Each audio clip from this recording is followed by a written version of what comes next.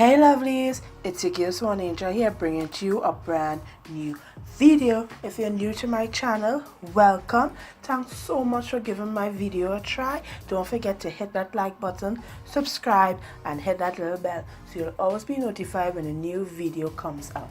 Yeah, so for those of you who follow my channel, sorry for not posting this exact video last week. Now the reason for that is I was really struggling with it as a painter. I was listening to the voice. I know it sounds like I have that crazy thing right here, but I know it sounds weird, but I always have this voice that tells me leave things out for later, leave it for later, leave it for later. And I was listening to that voice a lot, and I keep putting off the painting, putting off the painting, putting off the painting, because I really wanted to do this since last year when I saw Dina Nolan's video of In Their Shoes. That is where it's where you basically draw things your character wears, their shoes, their bags, things that are pertaining to your character without actually drawing the character itself. And it helped her like discover things about her OC Nettle from Nettle and the Hush Buddies. Hush Buddies? I think I said wrong. The Hush Hush, right? Nettle and the Hush Hush. And I wanted to do this with my OC Moonlight because I drew her for Inktober and she was fun, and I discovered her a lot. I discovered a lot about her during Inktober, so I wanted to try this out. And I really thought it would be hard. How will I fill up a page with side? And I was just talking myself out of doing it. So you see, the struggle is real, people, with my brain. My brain overthinks things a lot. So I was overthinking this painting. So I just basically sat down and started to draw. And it was really fun to actually do. It was because Moonlight, she likes to go into the forest and gather mushrooms.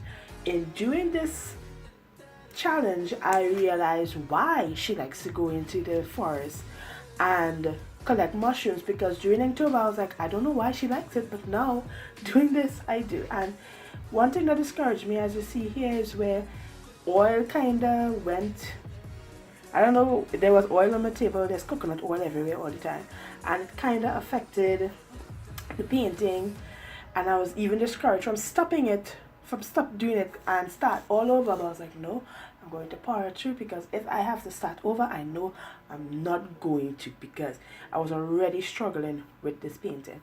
And then to keep all the colors like in the same scheme, I did a wash over all the items, and I kind of wish I left some parts white, like for the dagger. It's a bone dagger that was gifted to her by one of the forest sprites, which I'm going to talk to later on, and the bottles for her various potions that she carries in her bag. So some of the things that Moonlight carries in her bag, or when in her travels to the forest, is that her walking stick. And the thing with witches is that the more you use one particular item, the more you put more of yourself into it. Well, in my universe anyhow.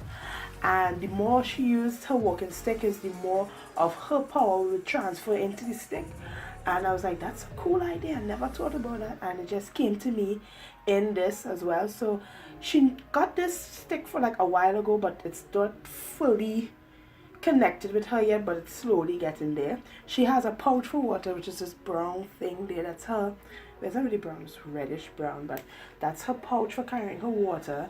The green book for her journal. She has a map, and the map is kind of magical where she can add parts, and the journal is to draw the mushrooms she's come face to face with. She has a compass, and I just didn't want to use any old compass, so I found this cool rune that means for protection or guidance, and I used that as the basis for the compass.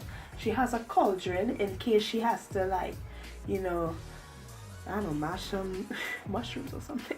Her bag is my favorite bag. This is the best bag I've ever drawn, which is only like 3, but still. She has a magnifying glass. She has this brown pouch to hold the mushroom she's gathered, because that's a good way to separate the type of mushroom that she has. she also has the bone knife to, you know, well, it's not to cut the mushroom, that's like for anything, like you should cut some bush or some grass or something out of her way. That's what that is for. And then she has some spices, and she has mushrooms on her, of course.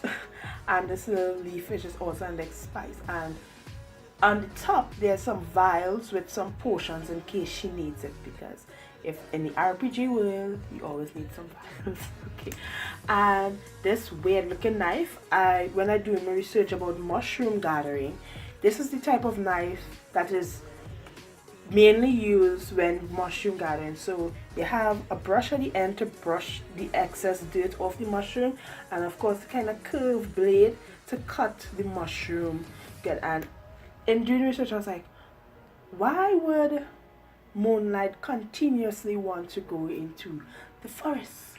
And it came to me because mushrooms basically are not just the small little things you see pop out of the ground. They're actually a huge connective community.